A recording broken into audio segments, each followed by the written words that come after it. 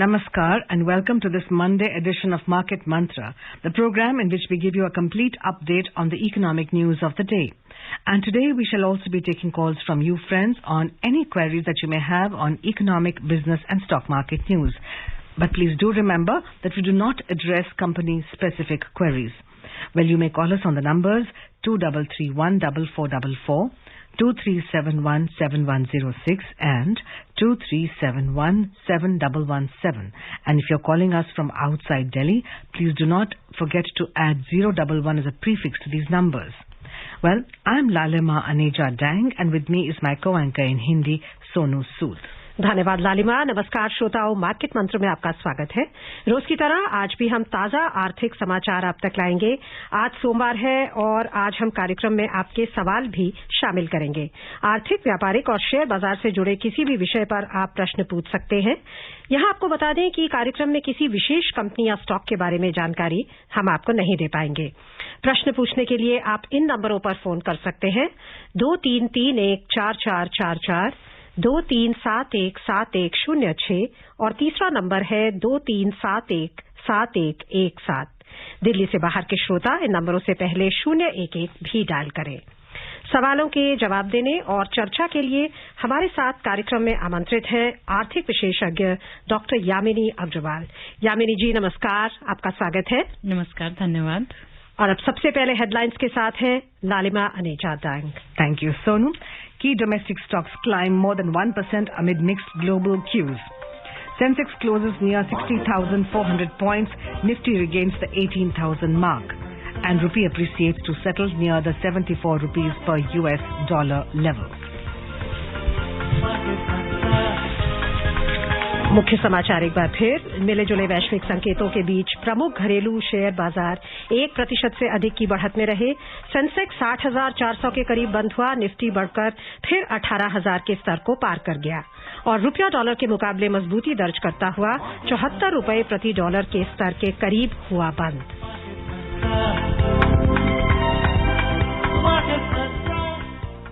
शुरुआत करते हैं शेयर बाजारों से, जहां सेंसेक्स और निफ्टी में आज 1% से अधिक की बढ़त दर्ज हुई। वैश्विक शेयर बाजारों से मिले मिश्रित संकेतों के बीच दोनों सूचकांक तेजी में रहे। सेंसेक्स 60,400 के करीब बंद हुआ और निफ्टी फिर 18,000 के स्तर को पार कर गया। बंबई शेयर बाजार का सेंसेक्स 1.09% की वृद्धि से 651 अंक बढ़कर 60,396 पर बंद हुआ।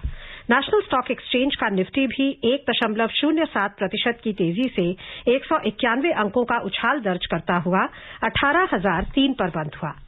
विस्तारित बाजार की बात करें तो बीएसई मिड कैप सूचकांक 0.69% की बढ़त में रहा और स्मॉल कैप सूचकांक में 1.19% का उछाल दर्ज हुआ। The Sensex and the Nifty today rose more than 1%. Both stocks gained amid mixed cues from the global equity markets. The Sensex closed near the 60,400 level, while Nifty regained the 18,000 mark. The BSE Sensex climbed 651 points or 1.09% to finish at 60,396. The NSE Nifty also surged 191 points or 1.07% to settle at 18,003. In the broader market at BSE, the mid-cap also gained 0.69% and the small-cap index surged 1.19%. In the Sensex pack, shares of 20 companies climbed while 10 fell.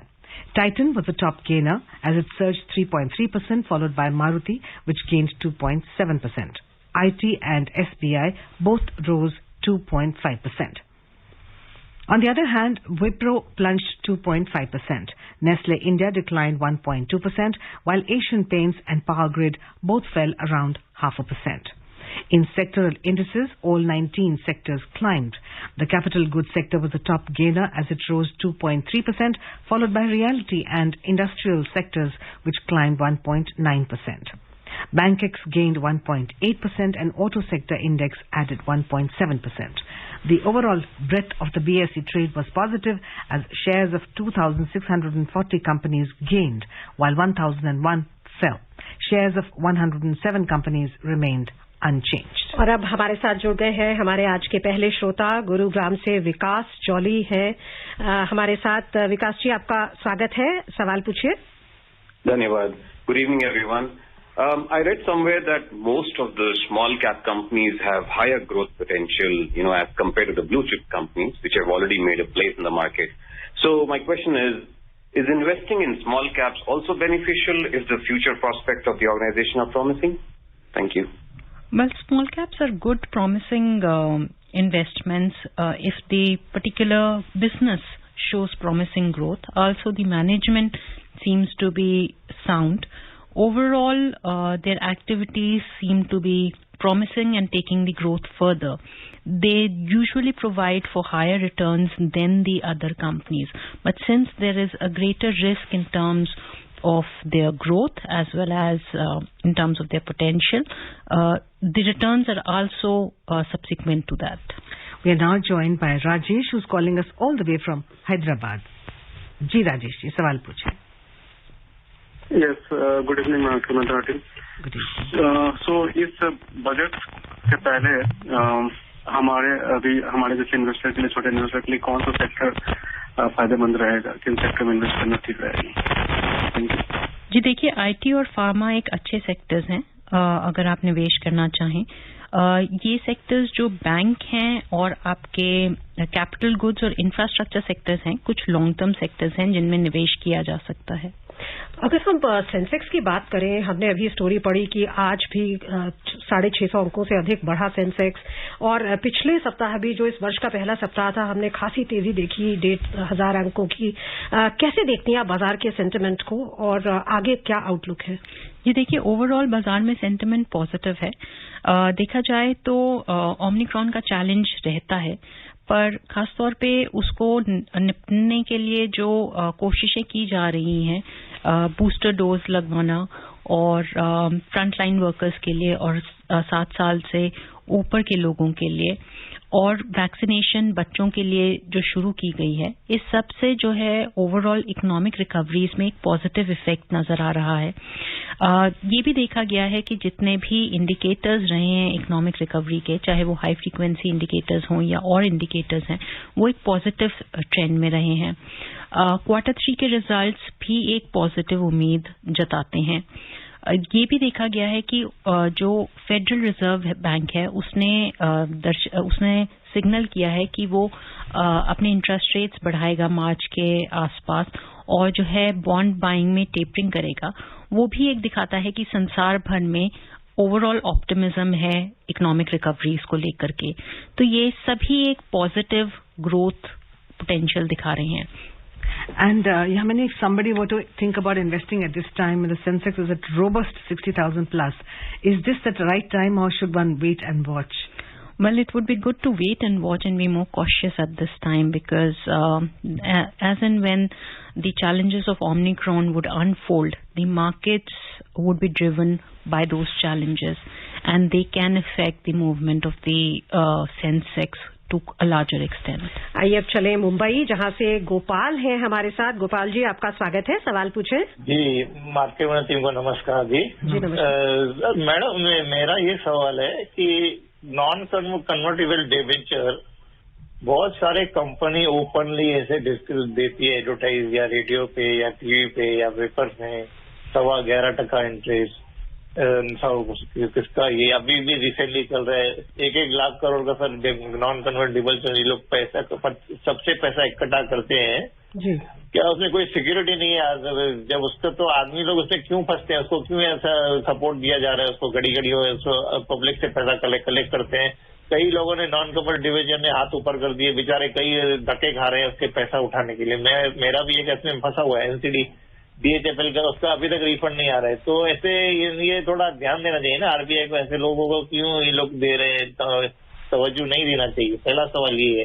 दूसरा सवाल ये है, market में जैसे index चलती है, market में stability जरूरी है कि इस तरह आंखें बंद करके कभी 600 पॉइंट ऊपर तो दूसरे दिन 600 पॉइंट नीचे, स्टेबिलिटी जरूरी है कि नहीं? आज भी मैं आपसे एक बता रहा हूँ, एक सेक्टर है जो आज भी वो कम से कम 10-12 साल के उसमें अभी तक इम्प्रूवमेंट नहीं आई है. वो भी गवर्नमेंट का सेक्टर है. मैं आपको नाम नहीं बताऊंगा, एक जनरल बात बोलता हूँ. उससे भी क्यों नहीं?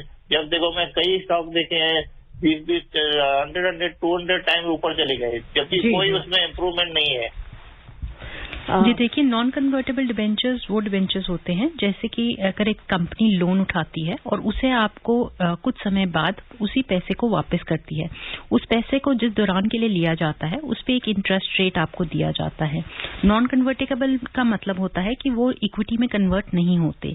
जो भी डिबेंचर्स होते हैं वो एसेट्स ऑफ द कंपनी के अगेंस्ट इशू होते हैं, तो वो आपके अगर आप लिक्विडेशन में जाते हैं कभी भी किसी कंपनी के, तो जब लिक्विडेट होगी वो कंपनी तो उस एसेट्स को बेच करके जो पैसा आएगा वो आपको डिबेंचर्स में वापस लौटाया जाएगा। आप अगर वो कंपनी आपको आपका इंटरेस्ट नहीं देती तो आप एनसीएलटी में जा सकते हैं और उस कंपनी के लिए लिक्विडेशन के लिए अप्लाई कर सकते हैं। जहां तक मार्केट इंडेक्स की बात है, एक मार्केट इंडेक्स मूवमेंट दिखाती है 30 स्क्रिप्स या 50 स्क्रिप्स के अंदर कि वो कितने बढ़त हुई या कितनी घटत हुई, और वो मूवमेंट ओवरऑल मार्केट को जज करने के लिए दिखाई जाती है। मार्केट में स्टेबिलिटी की आवश्यकता जरूर होती है, जिसका अर्थ होता है कि या तो बढ़ती जाए या वो मैक्रो इकोनॉमिक इंडिकेटर्स को लेकर के कैसे आगे प्रदर्शन कर रही है। वॉलेटिलिटी जो है वो मार्केट के बढ़त या जो घटत है उसको दिखाती है, और वो एक नॉर्मल ट्रेडिंग का प्रोसेस है जिसमें आप कई पॉइंट्स ऊपर और कई पॉइंट्स नीचे देखते हैं। कुछ सेक्टर्स बहुत समय तक बहुत अच्छा परफॉर्म नहीं करते या अच्छा परफॉर्म करने के बावजूद भी इन्वेस्टर का इंटरेस्ट नहीं जगा पाते, जिसकी वजह से उनमें वॉल्यूम्स होने की वजह से भी लिक्विडिटी नहीं आ पाती, क्योंकि बहुत सारे ट्रेडर्स उसमें इन्वेस्टेड नहीं होते और उसमें ज्यादा रिटर्न नहीं देखते। हमारे साथ दो श्रोता हमारे जुड़े हुए हैं, जयपुर से जितेंद्र और मध्य प्रदेश से जितेंद्र कुमार। आपसे रिक्वेस्ट है हमारे साथ बने रहिए, एक छोटा सा कमर्शियल ब्रेक लेके हम आपसे बात करेंगे। बड़े भैया, इस कहावत को जरा एक्सप्लेन तो करिए कि पानी यूं मत डाले जाओ, ऋतु देख के फसल उगाओ। सिंपल है छोटे, कि अपने लक्ष्य को दिमाग में रख कर इन्वेस्ट करना सीखो, पैसा ऐसे ही मत लगाते जाओ। ओ तो ये बात है। हाँ छोटे, अगर पढ़ाई के लिए या किसी की शादी के लिए जोड़ना है रुपया, तो उसी हिसाब से तो इन्वेस्ट करना पड़ेगा ना भैया। बड़े भैया। छोटे, भारत के सबसे बड़े स्टॉक एक्सचेंज NSE द्वारा निवेशकों के हित में जारी।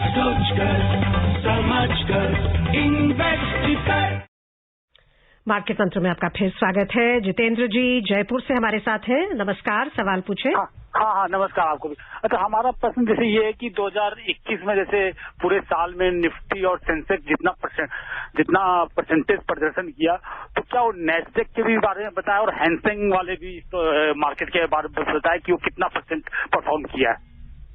जी, उनकी ओवरऑल परफॉर्मेंस अच्छी रही है। अगर आप ओवरऑल स्टॉक मार्केट्स देखें विश्व भर में, काफी हद तक स्टॉक मार्केट्स में एक पॉजिटिव रिटर्न रहा है 2021 में, क्योंकि ओवरऑल इकोनॉमिक रिकवरीज रही हैं और मार्केट्स ने पिकअप किया है। और तुलनात्मक रूप से भारत का प्रदर्शन कैसे रहा है अगर हम बाकी विश्व? अगर हम देखें तो इमर्जिंग मार्केट्स में इंडिया का प्रदर्शन काफी अच्छा रहा है। एक तो क्योंकि जो कोविड की सिचुएशन है उसे काफी हद तक संभाला गया, चाहे वो फर्स्ट वेव से लेकर के सेकेंड वेव पे हो, चाहे वो वैक्सीनेशन इंट्रोड्यूस करना हो और काफी हद तक एक लार्जर पॉपुलेशन को ये वैक्सीनेशन लगाना हो। ओवरऑल लॉकडाउन से लेकर के जहां तक खोला गया और जिस तरीके से उन्हें मेंटेन किया गया, उस सभी का फायदा जो है इकोनॉमी में पहुंचा है और उसका खासा असर हम देख सकते हैं सेंसेक्स पे भी। And now we're joined by Jitendra Kumar calling us from Madhya Pradesh. जी जितेंद्र जी, सवाल पूछें। Good evening ma'am. जी गुड इवनिंग। और यामिनी मैम को भी good evening. Good evening ma'am, उसकी इंडिया जो विक्स होता है और जो इम्प्लाइड वॉलेटिलिटी होती है, इसके बारे में थोड़ा डिफाइन करिए। इंडिया जो विक्स वॉलेटिलिटी इंडेक्स जो होता है वो बेसिकली ओवरऑल जो मार्केट में वॉलेटिलिटी है उसको दर्शाता है और इससे पता चलता है कि कितनी वॉलेटाइल है मार्केट्स। और जब ज्यादा वॉलेटिलिटी होती है तो ज्यादा कॉशियस रहना पड़ता है इन्वेस्टर्स को। ज्यादा कॉशियस रहना पड़ता है क्योंकि पता नहीं चलता कि किस तरफ मूवमेंट होगी, और यूजुअली जब तक आप बेचते नहीं है तब तक आपको लॉस नहीं होता, बट नोशनल लॉसेस या नोशनल गेन्स की वजह से काफी हद तक लोगों पे एक साइकोलॉजिकल असर पड़ता है कि वो आगे ट्रेडिंग बेट्स क्या लें। और अब चलते हैं मुंबई, जहां से प्रमोद जी हैं हमारे साथ। नमस्कार, सवाल पूछें। नमस्ते मैडम, मुझे नॉन कन्वर्टेबल डिबेंचर्स के बारे में पूछना है, क्योंकि मैंने 3-4 साल पहले उसमें पैसा डाल दिया था और 3 साल के लिए लॉकिंग का पीरियड वगैरह था, लेकिन वो अभी मुझे मिल नहीं रहा है और कुछ रिजोल्यूशन वगैरह पास हो गया है। तो जरा इसके बारे में पहले भी किसी ने क्वेश्चन पूछा था, तो मुझे जरा विस्तृत जानकारी दीजिए कि इस बारे में क्या कर सकते हैं क्योंकि ये नॉन कन्वर्टेबल डिबेंचर में बहुत लोगों के पैसे जो है वो ब्लॉक हो गए। किसी ने तो हमारे ग्रुप बनाए हैं उसमें निकलने के लिए, तो उसमें किसी ने 50 लाख 80 लाख जो अपनी जिंदगी भर की कमाई भी डाल दी थी उसमें। तो हालांकि मैंने थोड़े ही डाले हैं, लेकिन क्या है लोगों को एक ये मिले कि क्या करना चाहिए आगे और कब तक ये मिल जाएगा पैसा, या उसके मिलने की आशंका भी है या नहीं है, या कितने टाइम में मिलता है। जी देखिए, नॉन कन्वर्टेबल डिबेंचर जो है उसका एक पीरियड होता है कि किस पीरियड के लिए वो इशू किया जाता है। जिस साल में वो इशू हुआ आपको एक इंडेंचर मिला होगा या एक कागज मिला होगा जिसमें उसके टर्म्स एंड कंडीशंस होंगे। उन टर्म्स एंड कंडीशंस के हिसाब से आपको इंटरेस्ट सेमी एनुअली कैसे पे होगा वो बताया जाता है। वो किस पीरियड के बाद आपको आपका प्रिंसिपल अमाउंट वापस लौटाया जाएगा वो भी बताया जाता है। यूजुअली इसमें लॉक इन नहीं होता, बट अगर आप कह रहे हैं इस पे लॉक इन है तो उसके बाद एक ऑप्शन दिया गया होगा कि आप ये वापस कर सकते हैं कंपनी को। अगर आपको आपका पैसा इंटरेस्ट में या प्रिंसिपल में नहीं लौटाया जा सकता तो आप एनसीएलटी को लिख सकते हैं और इस कंपनी की लिक्विडेशन के लिए आप लिक्विडेशन प्रोसेस स्टार्ट करा सकते हैं। और आप उस पर कुछ टिप्पणी करना चाहेंगे जो ये कह रहे थे कि कई लोग अपनी पूरी जमा पूंजी एक ही इंस्ट्रूमेंट में लगा देते हैं, क्या ये एक जी देखिए, कभी भी पूरी पूंजी जो है किसी भी एक निवेश में नहीं लगानी चाहिए, चाहे वो इक्विटी हो, चाहे वो किसी एक कंपनी की डेट हो, किसी भी एक में नहीं करना चाहिए। उसे अलग अलग तरीके से बांटना चाहिए। डाइवर्सिफाइड में अगर आप जाना चाहते हैं और आपको ज्यादा जानकारी नहीं है स्टॉक मार्केट्स के बारे में और कैसे निवेश करें, तो म्यूचुअल फंड्स एक अच्छा तरीका होता है उसमें निवेश करने के लिए। और धीरे धीरे भी आप निवेश कर सकते हैं एसआईपीस के द्वारा।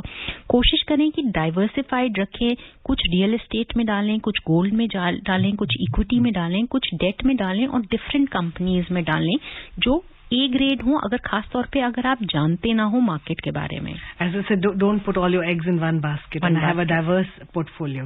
Well, we are now joined by Arun calling us from Bihar. जी अरुण जी, सवाल पूछें। हाँ, मेरा सवाल था जैसे एक सेविंग अकाउंट में मतलब 1 फाइनेंशियल ईयर में कितना ट्रांजैक्शन हो सकता है, डेबिट प्लस क्रेडिट। और मतलब दूसरा था कि क्या सेविंग अकाउंट को मतलब ट्रेडिंग अकाउंट से लिंक कर सकते हैं कि केवल मतलब वो करेंट अकाउंट लिंक होता है। जी देखिए, different banks different saving accounts में डेबिट और क्रेडिट परमिट करते हैं। यूजुअली आपके जो डिपॉजिट करने की सुविधा होती है वो चार्जेबल नहीं होती। जो आपके पैसा निकालने की सुविधा होती है उसमें 3 या 4 बार आपको अलाउ किया जाता है। ट्रेडिंग अकाउंट जो आजकल बैंक्स ऑफर करते हैं वो 3-in-1 अकाउंट ऑफर करते हैं जिसमें डीमैट अकाउंट और ट्रेडिंग अकाउंट अवेलेबल होता है और काफी सारे बैंक्स ये सुविधा आपको देते हैं। अगले कॉलर है दिल्ली से सतीश जी नमस्कार, सवाल पूछे।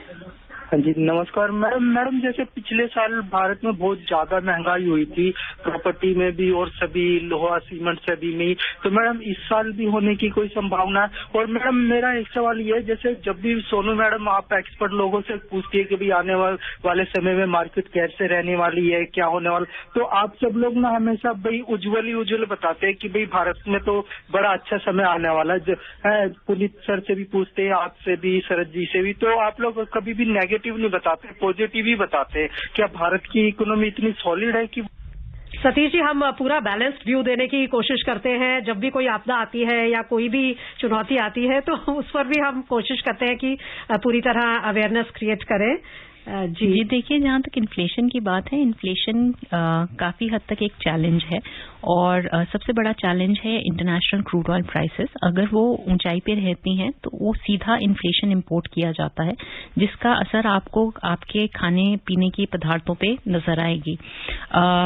अभी जो पेंडेमिक चल रहा है उसकी वजह से, क्योंकि पूरी तरीके से सारी चीजें अपनी फुल कैपेसिटी में नहीं है, तो सप्लाई चेन बॉटलनेक्स जिन्हें हम कहते हैं, चाहे वो लॉजिस्टिक्स की वजह से हो, चाहे वो कम मैन्युफैक्चरिंग की वजह से हो, चाहे वो वर्कर्स अपनी वापस फैक्ट्रीज पे नहीं पहुंच पाए हैं उसकी वजह से हो, उसकी वजह से भी इन्फ्लेशन नजर आ रहा है। तो एक तो क्रूड ऑयल प्राइसेस और एक सप्लाई चेन बॉटलनेक्स की वजह से हमें इन्फ्लेशन की दिक्कतें आएंगी। जहां तक जो है जो प्रतिक्रियाएं हैं आपको यहाँ पे बहुत ही बैलेंस तरीके से मिलती हैं और फैक्ट बेस्ड मिलती हैं। जहां पे हम कहते हैं कि मैक्रो इकोनॉमिक इंडिकेटर्स पॉजिटिव हैं, हम उसी के साथ साथ भी आपको बताते हैं कि वो क्या रहे हैं और कैसे आगे जाकर के रहेंगे, चैलेंजेस क्या हैं, जैसे अभी हम ओमिक्रॉन के बारे में आपको बताते हैं. Right, well said. And now we're going for a short commercial break, friends. We shall be back very soon. Stay tuned.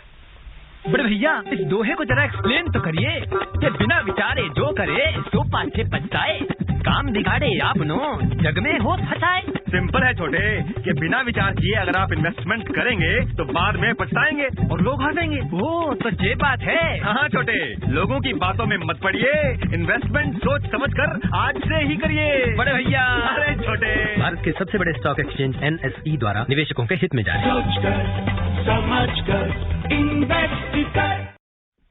Market मंत्र में आपका फिर स्वागत है.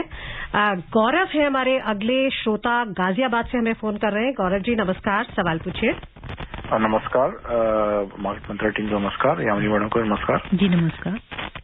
मैडम ये एडवांस टैक्स क्या होता है? क्या ये कैपिटल गेन्स अगर किसी को हो रहा हो कि साल में, तो उसको सबको हर क्वार्टर में जमा करना जरूरी है क्या, या ये साल के एंड में कर सकते हैं? और दूसरा, अगर किसी का एडवांस टैक्स क्या उसके किसी का कोई TCS tax collected at source जमा हुआ हो, तो क्या वो एडवांस टैक्स अगेंस्ट में ऑफसेट हो सकता है क्या? ये एडवांस टैक्स और TCS का कोई आपस में लेना नहीं है. लोगों को अपना एडवांस टैक्स जरूर करना चाहिए, इवन इफ उसका TCS कट आउट. TCS जो कोई महंगी गाड़ी खरीदे तो कटता है, या फिर कोई बाहर पैसे भेजे बच्चों की पढ़ाई के तो उसके लिए कटता है. वो TCS और एडवांस टैक्स क्या आपस में ये ऑफसेट होते हैं साथ में, या जमा करना जरूरी है एडवांस टैक्स? Thank you. जी देखिए, एडवांस टैक्स एक सुविधा होती है जिसके अंदर आपको टैक्स अपनी इनकम्स को कैलकुलेट करके, या जो आपके पास इनकम्स आएंगी उनको एस्टिमेट करके पहले से ही सरकार के साथ जमा कराना होता है, ताकि आखिर तक आप इंतजार ना करें अपने टैक्स को जमा कराने के लिए. इसकी सुविधा जो है दी जाती है इसलिए ताकि आखिर में आकर के वो बर्डन ना पड़े. अगर आप वो जमा नहीं कराते और आपके अंदर जो सेल्फ असेसमेंट टैक्स आपको पे करना पड़ता है आखिर में आकर के, उसके ऊपर फिर पेनल्टी लगती है अगर आपने एडवांस टैक्स नहीं जमा कराया होता. जहां तक TDS की बात है या TCS की बात है, जो TDS आप जमा कराते हैं वो आपकी ओवरऑल जो टैक्स लायबिलिटी है उससे डिडक्ट हो जाता है, और ऑटोमेटिकली अगर आप एडवांस टैक्स भी जमा कराते हैं वो भी डिडक्ट हो जाता है, तो आपका जो सेल्फ असेसमेंट टैक्स है वो कम हो जाएगा. एडवांस टैक्स आपका ओवरऑल बर्डन जो टैक्स का है वो कम करता है, और इसकी जो प्रतिक्रिया है वो इस बात पर निर्भर करती है कि वो आपकी इनकम्स कितनी किस टाइम पे फॉल करेंगी और उसकी क्या सर्टेनिटी रहती है. अगले कॉलर पंकज है दिल्ली से. आपसे रिक्वेस्ट है पंकज जी हमारे साथ बने रहिए. कुछ अहम खबरों पर नजर डाल के आपसे बात करेंगे. पहले लेते हैं करेंसी बाजार का प्रदर्शन. अंतर बैंकिंग विदेशी मुद्रा बाजार में $1 की तुलना में रुपया 27 पैसे मजबूत होकर $74.04 प्रति डॉलर के स्तर पर पहुंच गया. विश्व की 6 प्रमुख मुद्राओं की तुलना में डॉलर की स्थिति दर्शाने वाला डॉलर सूचकांक 0.2% बढ़कर 95.92 पर था. बात करें अंतर्राष्ट्रीय बाजारों की तो अधिकांश एशियाई शेयर बाजारों में आज बढ़त का रुख था. हांगकांग के हैंगसेंग में 1.1% का उछाल आया. सिंगापुर के स्ट्रेट्स टाइम्स सूचकांक में 0.7% की बढ़त दर्ज हुई, और चीन का शंघाई कॉम्पोजिट सूचकांक 0.4% की वृद्धि में रहा. लेकिन दक्षिण कोरिया का कॉस्पी 1% के नुकसान में रहा.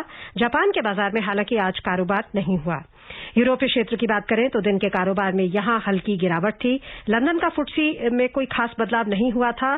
फ्रांस का कैक और जर्मनी का डैक्स दोनों 0.1% की गिरावट में थे. पंकज जी आपका स्वागत है, सवाल पूछे. हाँ जी मैडम, गुड इवनिंग. बहुत अच्छा प्रोग्राम है. एवरीबडी सेइंग 1 घंटे का होना चाहिए, बहुत क्योंकि रिटेल इन्वेस्टर के पास कुछ भी नहीं है इसके अलावा. ठीक है सर. मैम ऐसा है कि अच्छी बातें तो सभी करते हैं, पर पॉइंट है सेबी जो है एसी रूल्स में जाके वहां डिक्लेयर करती है बहुत सारे रूल्स वगैरह.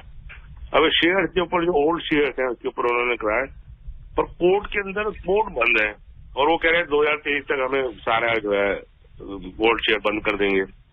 तो जो जैसे किसी के फादर मदर के केसेस हैं, उनकी सबकी डेथ हो गई, आगे लोगों का हम डॉक्यूमेंट नहीं है वगैरह का, तो उसमें बहुत प्रॉब्लम आ रही है, बहुत चैलेंज है. सर्वाइवल सर्टिफिकेट बनने में 1-1 साल लग जाता है, और कोर्ट केस में 2-2, 3-3 साल लग जाते हैं. तो आप या तो वो सिंगल सिस्टम अपने यहाँ लें, एक विंडो बनाते सारे शेयर आदमी जाकर ले आए, कि भैया ये कर दो, जो मुझे पेनल्टी लगानी है, मेरा गला काट दो, आप इसको मेरे को रिजॉल्व कर दो।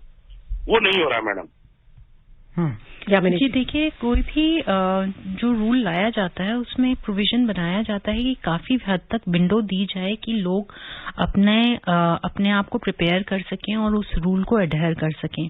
कोशिश यही की जाती है कि ज्यादा से ज्यादा लोगों को जो सुविधाएं हैं वो जो है प्रदान की जा सके। उन्हें डीमैट फॉर्म में या ऐसे फॉर्म में लाया जा सके जहां जो नॉर्मल प्रक्रिया चल रही है। अगर आपको लगता है कि कोई ऐसी प्रक्रिया है जिसके तहत आपको नुकसान हो रहा है और आपको आगे चल करके नुकसान हो सकता है, तो आप उसके लिए इन्वेस्टर्स ग्रीवियंस में डाल सकते हैं और सेबी को लिख सकते हैं। उसके तहत जो भी आपको सुविधा वो प्रदान कर सकेंगे वो आपको उसमें सोल्यूशन बता देंगे। Right. Let's take a look at the oil now. Well, oil prices today remain steady after gaining around 5% last week amid supply disruptions in Kazakhstan and Libya and worries regarding the rapid global rise in Omicron infections. In intraday trade, Brent crude was trading around $81.70 per barrel, while WTI crude prices were at $78.90 per barrel.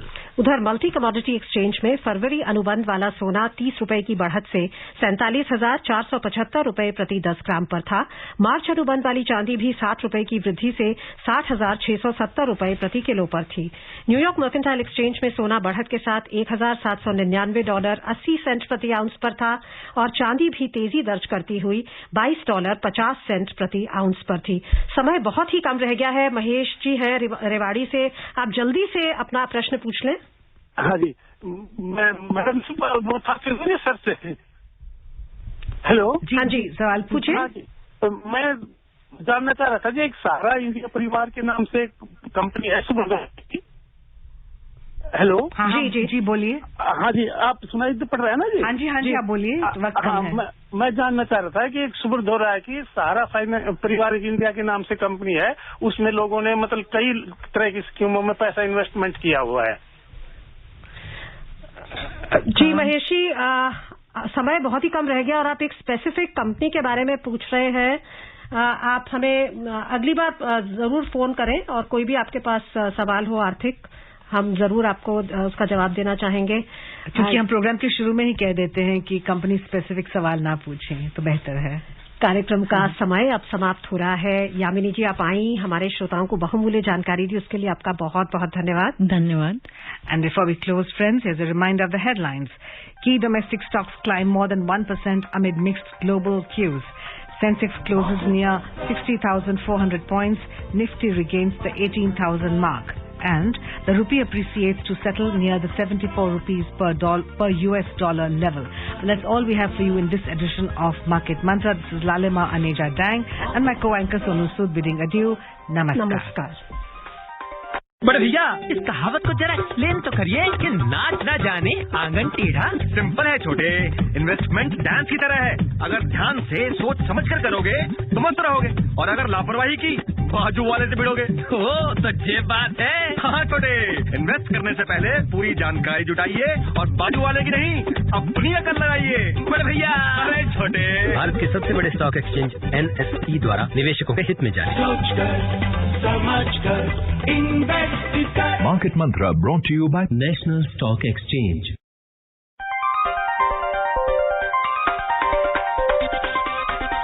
Market Mantra.